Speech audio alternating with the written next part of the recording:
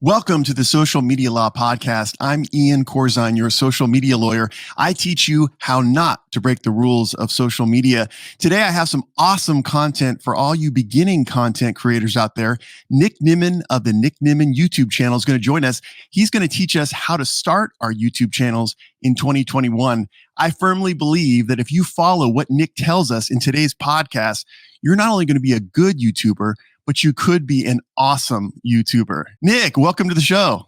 Ian, what is going on, man? Happy to be here. Always happy to share information about YouTube. So I appreciate you having me and giving me this opportunity to be on your show. Well, I'm just so glad you're here because we've talked from time to time, but your content is so stellar. I consider you the top YouTube expert. You have a channel of over 700,000 subscribers. It's out of control. Your coaching has actually turned kind of beginning YouTubers into like successes, sometimes overnight. And I'm really, really glad to have you here to give us some tips about how to start your YouTube channel in 2021. Let's get right to it.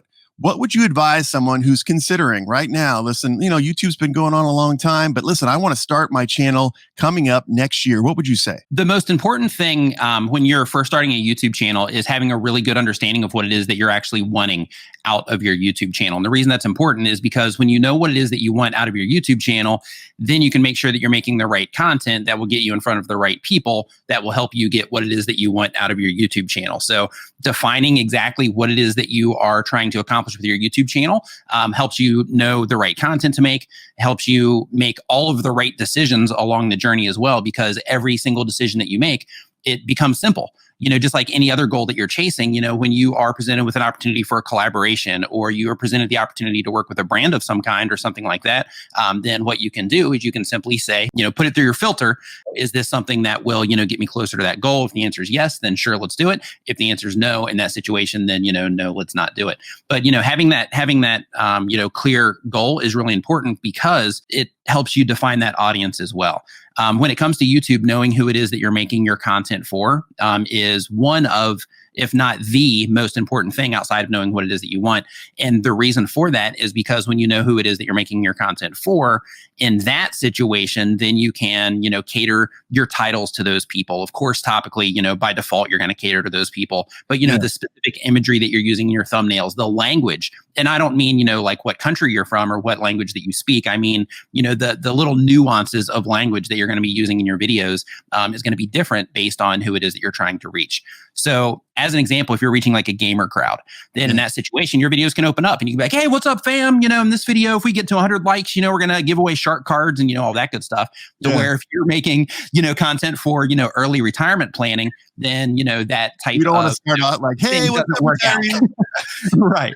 So you would, alter what it is that you're doing based on, the crowd that you are, trying to connect with. So I hear you saying the first thing you probably should do is to figure out your purpose for your content. What is it you're trying to accomplish? And then I think the next step would be thinking about your audience. Who is going to appreciate that content? But how do you connect the two? Because, just because you're into real estate doesn't mean that you're going to have a whole lot of people following your channel into real estate. I've heard that you should niche down. Is that something you would recommend, or? Without question, you should niche down. But if we go back to that real estate example, if you know that you're trying to sell more houses, right? If you're trying to get more leads through your real estate business, then in that particular situation, one of the approaches that you can take is you can say, okay, well, if my goal is to generate more leads, then in that situation, I don't necessarily just want to be talking about the houses that I have listed, because what I'm trying to do is I'm trying to get myself more exposure. So instead of taking the approach of, hey, this is a house that I have listed and nobody's going to find that content unless you market it, you can become like a person about town, so to speak, to where, you're going to local events and things like that, and you're becoming known around the town through your YouTube channel and through going to the events and things like that as a resource for the community who also just happens to sell real estate. So, and by knowing what it is that you're trying to accomplish, then of course that gives you a bunch of different ways that you can try to, get in front of the right people that will help you serve that goal. Nick, tell us this, just give us the real kind of lowdown skinny on this thing. Is there a pattern for successful YouTubers? In other words, can we follow certain steps and we're going to be a success? Or is it part of it is luck, part of it is grinding? What would you say to that? Without question, there's a path to success, and it's a very clear path. And that path, it's kind of what we've been talking about already. Yeah. But in addition to those things, when you are trying to turn YouTube into something that's going to serve you in a certain way and serve a community in a certain way, then of course that's going to require uploading videos on a regular basis and making the right content choices and connecting with the right people and all of that stuff along that journey. So absolutely, without question. It's an important part of it. Well, Nick, I know you have a lot more tips for us today, but I really want to get to this huge event that you're speaking at coming this weekend, starting, I believe it's 9 a.m. on November 6th, which is this Friday.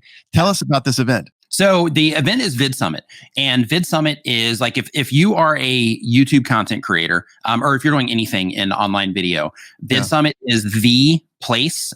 Typically, it's an in-person event that you would go to, but people are really fortunate this year because one, there's a lot more presentations happening and a lot more knowledge being shared because there's so many more speakers able to do it because it's a virtual event this year. But even previous years, they've had the virtual replays and things like that. But if you get the opportunity, if you are a content creator, if you get the opportunity, you really need to go to the in-person version once that does become possible again. VidSummit is, in my situation, was a total game changer for me because going to the actual event itself and getting some of the knowledge that I got there, and not just from the presentations, but also just being able to, talk with other content creators and things like that. It opened my eyes to a lot more of what was possible, and it made a lot of things a lot more real. Because, when you are a content creator, in a lot of cases, not every case, but in a lot of cases, you're like your own soldier. It's like you're, kind of like doing everything solo, and you might not even have friends that are, that are content creators or anything. So nobody even relates to you, and you don't really have anything that you can, base your reality off of, or anything that will, give you something to strive for. So going to, an event like VidSummit, it puts you directly in touch with content creators of all different sizes, but you get into a lot of conversations with people that are, that are doing a lot of really cool things. And it really opens up your mind, and it paints this picture of like, wow, people are really doing this. This is something that is achievable. And you just get tons of inspiration from that. Now, that's the in-person thing. Another thing that separates VidSummit from the other conferences, virtual or in person, is that it's video specific. And the information that's shared at VidSummit is there's some beginner stuff there as well, but it's also some higher level, deeper type of information shared at VidSummit as well. So it's not just the surface level stuff that you tend to find in a lot of YouTube videos and things like that. When I first went to my first VidSummit, I did feel a warmness of the people there. It's a limited attendance. It's not everybody can go. It's not a fan event. It is really people who I'm looking at you right now, and I know that you've been up you're up now, it's like 10:30 in the night, but you've been up at midnight or 1 morning, and you're looking at this camera, you're alone, you don't know what the heck you're doing. You could be sleeping now, you could be with your friends, but you're really committed to being consistent, and you have your purpose. And it feels so good to be there where you look around and everybody's been there. Yeah, absolutely.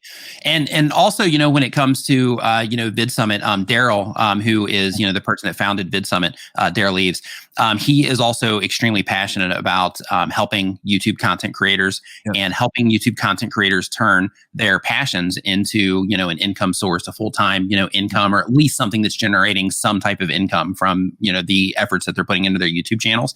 And a lot of the conversations at VidSummit and a lot of the information at VidSummit is about, how do you actually, all of the different ways, how do you actually take a YouTube channel and you turn it into something that, can generate, a sustainable income from it? Because, Ian, I'm sure you've seen the channels where, they'll come up, they'll, have a couple of really good videos, and then everything just kind of dies because they don't really know what to do after that. VidSummit, can help kind of give you insights into, the next steps that you should take in situations like that, as well as growing a rock solid YouTube channel, which is actually what my presentation this year, the virtual version, is about. Yeah, I want to get into that because I think it's really important to talk about what you're going to talk about. But one of the things I wanted to highlight is when you do go to VidSummit, there are a lot of aha moments. Sometimes it's watching the top level presenters like you, and you'll just say one line, you go, oh, that's what I do. And then sometimes I was talking to Cody Warner yesterday, sometimes it's just chatting in the little bar area, and them relating to you about how to be personable on camera. And you're like, oh, now it clicks. So, I mean, I don't know. I can't remember what the fees are for VidSummit. I think it's like $700 or something like that. But it is so worth it. You get so much out of this 2-day conference. And this year, it's even better, right? Because you pay one fee. You get on Friday, November 6th, and then Saturday and November 7th, I get 35 content creators giving you all the information you need to succeed on YouTube. And you get to attend the live event in spring of 2021. So it's kind of like 2 for the price of 1. It's awesome. Yeah, it's incredible, and I'm really excited for the virtual version just because it's different this year. Because typically when you go to virtual conferences, and it's just something that you're experiencing. When you're sitting at home and you're on your laptop or on your computer or even on your phone and you're experiencing the conference. Typically, it's just the person sitting there, and it might just be like a slideshow, and they're just sitting there talking about the slideshow. Maybe it's even pre-recorded in terms of that slideshow, so it's not real dynamic like a real conference. The cool thing about VidSummit this year is that we all had signs printed, and the VidSummit actually shipped like backdrops to everybody. Locally, we all had in all these different places all over the world. Locally, we had these really small gatherings, safe and socially distanced small gatherings. But basically, we had all these gatherings, and it was really cool because it was like a bunch of little mini VidSummits. And with that, there's also the on stage vibe when you're actually presenting as well. So it's not like, hey, here I am, let me just crank through this piece of content real quick. It's like, hey, I'm actually here in front of people, and I'm, answering questions from these people. And I'm also, giving an actual, real life presentation. And I'm serious about it in terms of the information that I want to bring here, because that's another thing with VidSummit is from a presenter perspective. When you're one of the people that are sharing information is, VidSummit is one of those events to where it's like, hey, I got to make sure I'm bringing my A game to VidSummit. And since we were doing the, the gatherings, it made it to where, you couldn't slack even if you didn't have the time to do it, because you still had to bring your A game because you're there, in front of, other human beings while you were actually doing it. Yeah. There's no edit. There's no, anything like that, which is pretty cool. It was crazy. I did my speech in LA and I had 4 other people there, and I will agree with you, it was very helpful. It was a great prep for next spring. Now, you live in Thailand, right? Yes. Yeah, I'm in Chiang Mai, Thailand. I've been here in Thailand for 14 years now. Wow. It's going by so quick. Loving it, though. Unbelievable. Did you have a gathering there? Did you do it in Thailand, or did you travel somewhere? Yeah, so I did it here in Thailand. We did it in Chiang Mai. We did it in my city. So basically, my version of it here, our version, I should say, was myself and Jesse Davis, who is a YouTube content creator based out of Bangkok. He has a YouTube channel with over 5 million subscribers on it here in the Thai market. And he also has another channel with over 1 million subscribers on it, and over 1 million subscribers.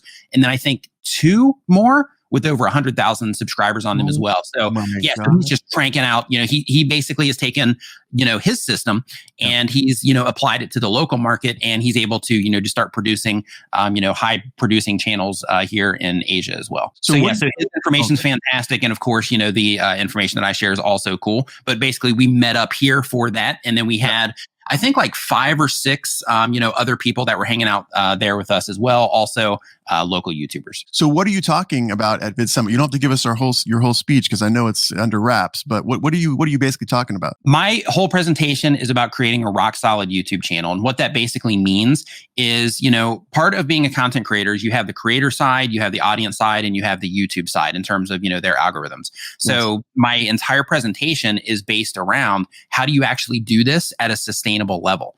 Because I've been doing YouTube now since September of 2014, and after a really short period of time, I was able to go full time on YouTube, and then I've been able to maintain that for quite some time. But through that process, there's been headaches and stresses and pitfalls, and times where I've been bashing my face on the table, just being like, oh gosh, what am I doing? So I'm basically sharing from those experiences and from the experiences of some of the people that I've worked with as well, to make sure that it's sustainable for the creator, for the audiences that they're making content for, and of course for YouTube as well. So even if you take off for a month, or you're having downtime, or you just want to take a break of some kind to where your channel still keeps moving in the background to where you can come back, plug right back in, and keep on going, doing whatever it was that you were doing on your channel. So how to create a rock solid YouTube channel. And that's going to be, I have on my schedule here, Friday, November 6th at 2:30 p.m. Of course, the VidSummit event actually begins at 9 a.m. on Friday, November 6th, but your particular presentation is going to be at 2:30 of prime time for people to watch. So I guess the best way to see Nick talk is to go to vidsummit.com to buy a ticket. Again, that entitles you to see Nick and all the other 35 or so creators for 2 days. And then also allows you to go in person to VidSummit in the spring of 2021. I want to seize upon one of the things you talked about, banging your head against the table. Sure. What is it like? From my, understanding, you've been focusing on YouTube education for a long time in your channel. How do you keep it fresh? How do you keep it new? You've been doing it for 6+ years right now. Are there times when you don't want to talk about getting views or getting more subscribers or beginning your channel? Do you get frustrated with that topic ever? It's not that I get frustrated, but it does get a little bit stale, which also creates a challenge for me, and I love challenges. So I've been talking about YouTube specifically for, I would say, about 4.5 years now. Okay. Because, when I first started the channel, just like everybody else, I had no idea what it was that I was doing, and I was going through that trial period, and I wasn't even talking about YouTube at the time because that wasn't my thing. I was talking about video related things, but I wasn't talking about YouTube specifically. Ended up working on another channel for 9 months, came back to this channel, and after a total burnout, total collapse mentally in terms of, doing YouTube all the time and trying to run a business because I wasn't making any money on YouTube at the time. So I was literally burning the candle at every end possible. And it just, didn't work out fantastically in my brain. So I ended up, having to leave another channel. That's a whole other conversation. But we'll do another podcast on that one. I want to hear about it. Yeah, there's definitely that conversation is out there in podcasts for sure. But the entire thing is basically, just talking about, how important it is to, in very specific things in terms of, protecting your mental state, on that side of things of the creator, making sure that you're making some type of income from it so that you can dedicate some, time to it, and invest in equipment and things like that, because all this stuff costs money to do. And then of course on the, audience side, making sure that you're making the right content choices and things like that.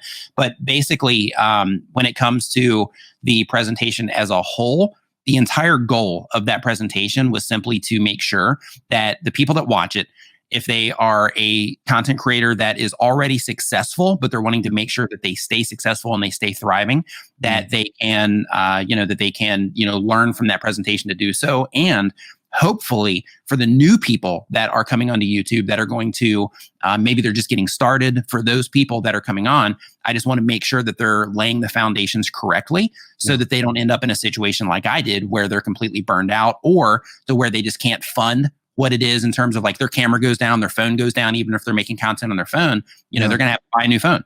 So, it'd be awesome if YouTube could just cover that expense and then they don't have to worry about it, so they can keep on trucking. A lot of the new YouTubers that you're going to be teaching in the next few years are coming from different platforms. So there are people who, like my daughter who's 17, she is a Snapchatter. There are people who love TikTok. There are people who are now falling in love with Instagram Reels. And they're like, wow, YouTube is really the only paying social media platform in town. I better transfer some of my stuff over there and really kind of make a bigger channel on YouTube. What would you say is going to happen in 2021 with shorter content? I mean, I think these new creators are really much more into 15-second and 60-second videos and skimming through, whereas YouTube, for the most part, wants large watch time.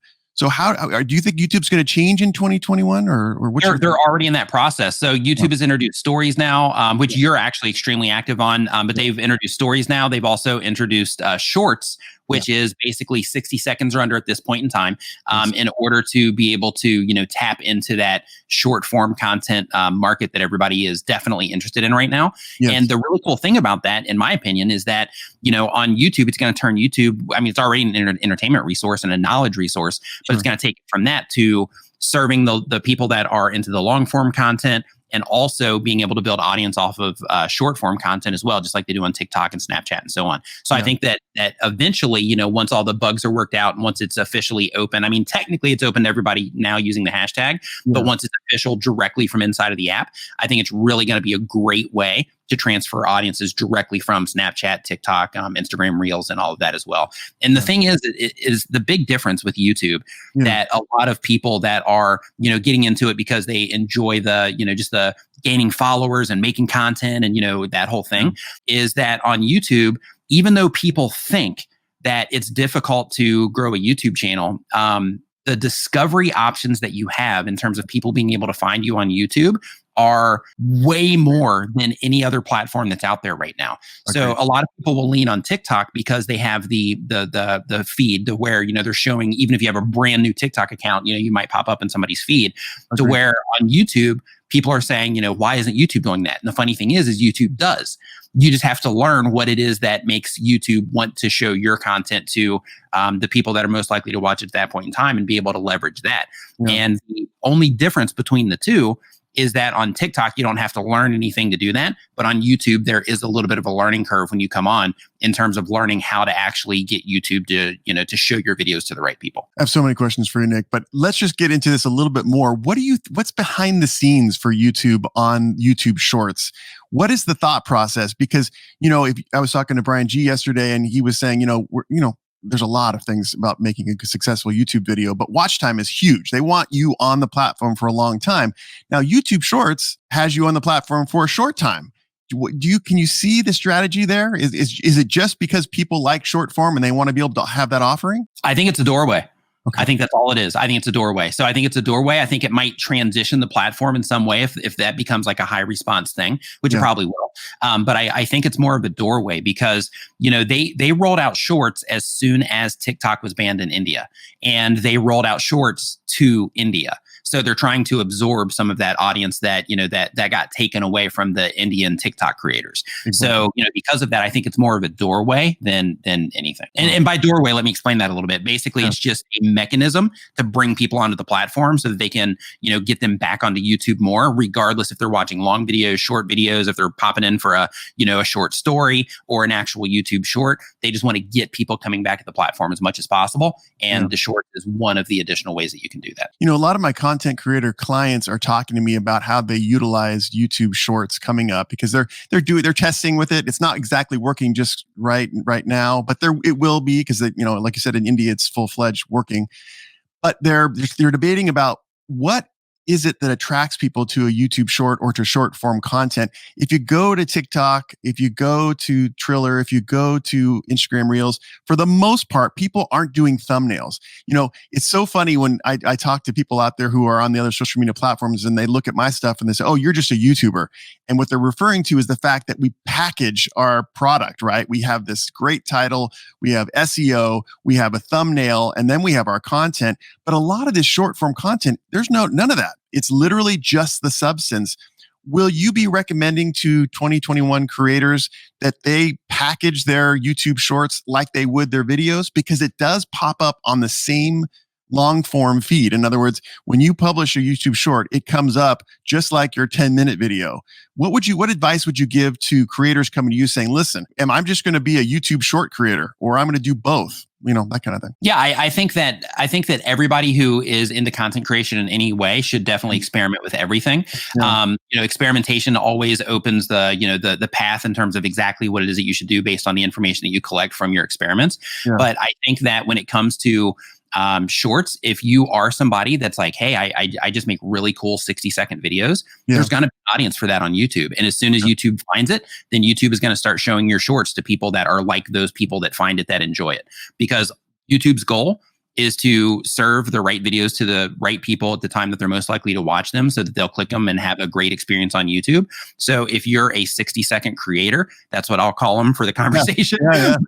If you're a 60-second creator, then in that situation, if you get really good at creating those 60-second pieces of content and they're high response in terms of, YouTube deems it as a satisfactory experience for their viewers, then it's probably not going to matter if you have long form content or not, because they'll just start showing your shorts to the people that are responding to those. So I'm really excited actually to see how it ends up playing out long term.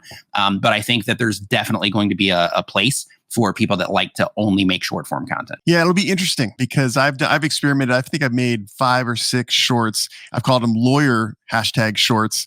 And I thought, it might be a good opportunity for me to be able to crystallize kind of legal information and kind of easy to understand terms in a real short spat. So if someone was wanted to learn about, how the election laws work, they can click on it in 60 seconds. Basically, they understand it. So it will be interesting to see, like, if Mr. Beast or Shonduras or some of these larger creators actually utilized YouTube Shorts successfully, or if it goes back to what we talked about, and it's been going on since 2006 or so, just basic long form content on YouTube.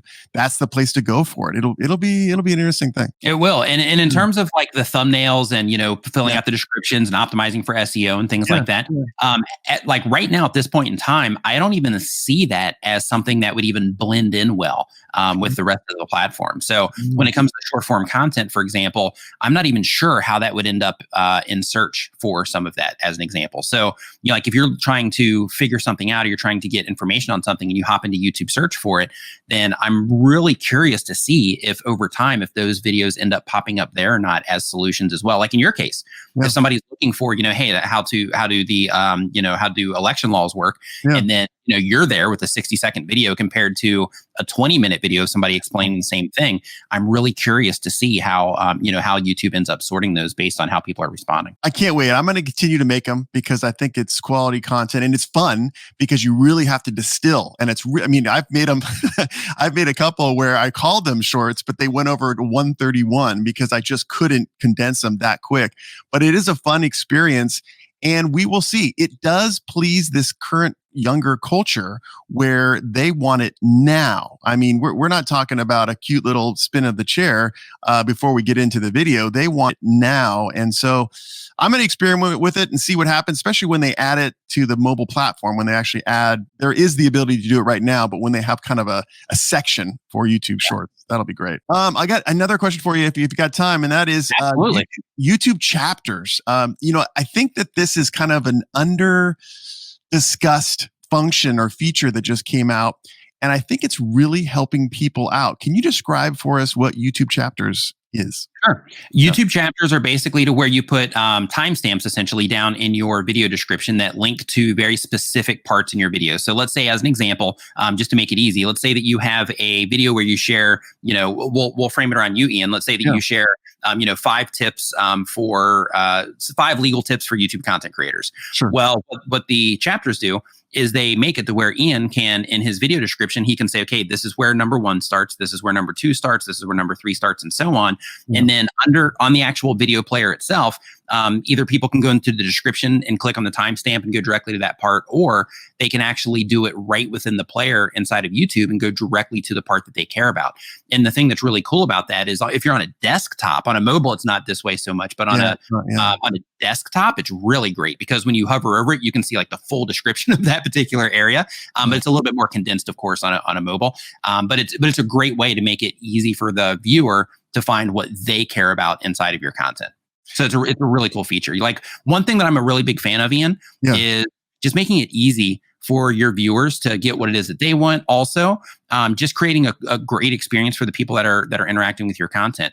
And if the people that are watching your videos, like that and they respond well to it, then absolutely it's something that everybody should be using. I've actually seen it work both ways.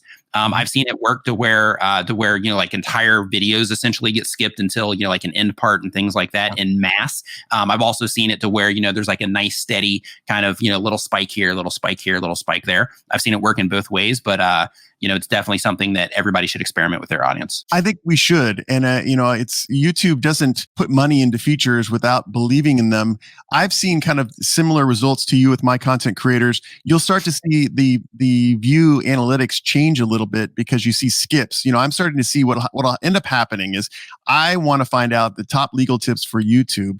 And I click to the last tip because for whatever reason I go there and then I watch that tip and then it alludes in that video, it alludes to things that happened before in the video. And so then I go back because I'm like, oh, okay, well, what about tip number 2? And you start seeing this kind of scattered analytic, which is interesting to me because I do think that YouTube is being purposeful here. They're trying to create or keep us on the platform for longer. And this chapters function has a couple of things. One is you can actually skip, so it's a viewer satisfaction thing. But the other thing is that sometimes it forces you to go to the description and then read the description sometimes, and then click on the link that goes to that particular portion of the video. So I do think there's some strategy here. It's not only viewer satisfaction, but it's also helping us It's creators. forced engagement Yeah, right. in a way. Yeah, it's forced engagement because like if you're just Yeah. sitting back watching, then in that situation, if you're like, oh, if I can skip to this part, then you're forced to actually interact with the platform as well, which is really cool. Yeah, and the other part too is that people are saying it's helping with SEO because I just did a They can published. show up in Google also. Yeah, they show up in Google actually. So basically the timestamps by themselves or the actual individual chapters. Yep. Basically, if you look for something on Google and you're looking to solve a problem of some kind, if a video has chapters on it, what's really cool is it'll actually show the display of that video and then it'll show those the chapters listed underneath it. So the same exact thing applies to where they can just go right to that part of the video that they care about. And from a strategy standpoint, in terms of a content creator and trying to get a deep understanding for your audience, one of the things that you can also use that for, if you want to look at it from the creator side, you can actually use that to figure out what it is that your viewers care about the most. So let's say, as an example, you make 5 different videos. Out of those different videos, you have them segmented in different ways, based on your audience needing to skip to different parts. Then that will give you insight into, the things that your audience cares about the most over the other things that you talk about. Yeah, I have a large content creator, does crafts and many millions of subscribers. And what she is doing is spending less time on tags and more time on chapters. And basically what she's doing is she's creating, let's say she has 7 parts to the video. She's creating 7 titles, Nice. 7 SEO titles. And she's saying that is delivering better results than tags would ever deliver. So anyway, it's an interesting function. It's not well talked about. Basically, when you see it in the press, it's all about, oh, it's viewer satisfaction. Oh, it's easier now if you're watching Philip DeFranco and you don't care about the Trump story, you care about, this story. You can just click right to that, which is great. But I do think they're smarter than that, and I think it's going to really help us content creators. So I think it's a cool function. All right, well, let's move on to a couple more things. And I know you're busy; it's late at night there. So a couple things we talked about: knowing your purpose, projecting your audience. And then do you have any other tips for a creator starting out? They're going to start their YouTube channel out in 2021. Pace yourself. YouTube is a long journey, and it becomes even longer depending on the skills that you have when you come onto the platform. Yeah. So there is a learning curve involved, so expect that and embrace it. A lot of people will come onto the platform, they'll upload a video, and they'll get discouraged because that video will get 5 views on it. But what's really important to understand is that part of the learning process, just like if you're learning to play an instrument, learning to play a sport, if you're learning law, whatever it happens to be, like when you first start, you don't know anything, right? You just know, a little bit because you're interested, but then you have to, develop the skills, develop the understanding and things like that. Some people can do it really quick. Some people have that innate ability to where they can actually, see it and understand it right out of the gate. Those people obviously have an advantage, when they come onto the platform. And then there's other people to where it'll take them, 2 years to really get a deep understanding. And then they'll be like, oh, that's how I do it. And then they'll start, making the right decisions. They'll start putting out the right content that, their audience really loves. And then their channel will take off from there. So, just understand that it's a long game. So it's really important to pace yourself. And I was actually given that advice on the channel that I burned out on, and I didn't take it. And it resulted in me burning out. So because of that, especially if you have a job, if you have a family, if you care about your social life and, you want to dedicate time to other things, it's really important, regardless of how bad you want it, that you make sure that you pace yourself so that you can kind of settle in for the long haul and just spend time making sure that you're making the right choices instead of just putting out, a bunch of content for the sake of putting out content. Because the days of bulk uploading just for the sake of having a bunch of videos out there, those days are gone. Now everything is related to, what the viewer gets out of it. So because of that, it's really important to just make sure that you pace yourself so that you can develop that, the skills required and the understanding required to, really get things sailing for your channel. And I think along with pacing yourself kind of goes back to what you're talking about. Do your best to surround yourself with other creators out there on other platforms, especially. You'll get more ideas, and then you'll get that support system because, I know everything there is to know. I'm a lawyer about the Canon EOS R5 right now. And it's just because I use it on a day-to-day basis and I watch videos about it.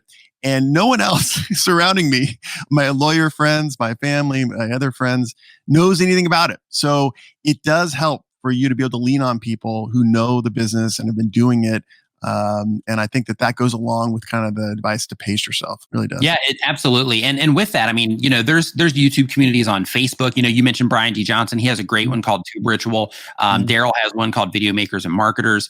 There's a bunch of really great, Facebook groups that you can find there. There's Reddit communities around YouTube. There's actually a forum called YT Talk that's just filled with YouTubers. But basically, like, your people are out there, so to speak, in terms of other content creators that you can network with. So definitely go and embed yourself, around other content creators like Ian's talking about, because, those nights when you're like, oh, wait a minute, I just lost, 500 subscribers. What happened?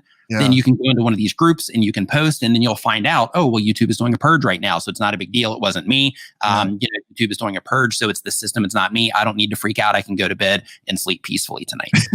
Which is our goal. It really should be our goal. Yeah, on Reddit too, they have a function. It's kind of neat, especially if you go to the YouTuber subreddit. It'll tell you if there are people online in that particular subreddit right now. So it's literally like, if you're at 3 a.m. and you're like, you have a question about YouTube, there's like 100 guys or girls on there that you can actually talk to right away. So it's cool. These groups are out there, and I just say you got to join them, because it really does help in the process. No one understands what it's like to lose all the audio on the video file, and you work so hard on it. And, they don't understand that. So I think it's great. Well, Nick, you know what? I could talk to you all day long. I just think you're one of the best out there. And I'm so glad you made time for us today. How can people, if they want to be coached by you, if they want to interact with you, how can they reach you? Yeah, if you want to get in touch, just go to nicknimmin.com. From there, all roads lead to Rome, so to speak. I've got my podcast on there, my YouTube channel, all the different things that I'm involved in. So just go to nicknimmin.com, and that's where you can find me there. Awesome. And Nick will be speaking at this coming VidSummit 2020 virtual. We call it worldwide. It's going to be starting Friday, November 6th at 9 a.m. Nick, your speech begins at 2:30 p.m. I will be there. I can't wait. I know that I don't have a rock solid YouTube channel, so I'm going to need your help. So thank you so much. You're not doing too bad. Thank you so much for that presentation, and also for joining us today. I really appreciate it. Ian, thank you. I appreciate the opportunity. I appreciate you having me on. And as always, man, it's great talking to you. All right, man. Thank you. I love that podcast with Nick Nimmin. He's a good friend. Off the air, he told a great story about one of his first VidSummits that he went to. And he said he met one of these larger creators, and having that conversation, learning from the best in that one conversation before the event even started, was worth him flying all the way over from Thailand to LA and paying for hotels and the ticket and all that. So I really encourage you, if you can, to join us at VidSummit. Go to vidsummit.com, sign up. You're going to get the benefit of all the talks starting on Friday, November 6th through Saturday, November 7th. And you'll be able to join us in person in the spring of 2021. All right. Thanks so much.